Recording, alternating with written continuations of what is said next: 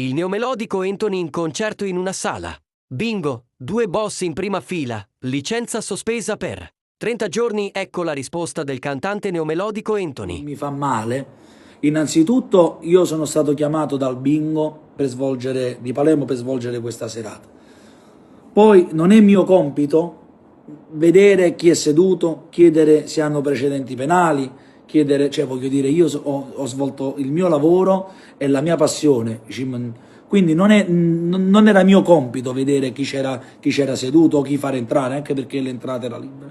Poi, anche perché voglio dire, come io faccio il cantante, ci sono persone che hanno i negozi, attori, voglio dire, sono state fatte film, serie, e allora che hanno fatto gli attori, visto che poi magari in quella situazione si ispirano ad un personaggio o fanno un personaggio, mica vuol dire che domani mattina non possono farci gli attori, non penso che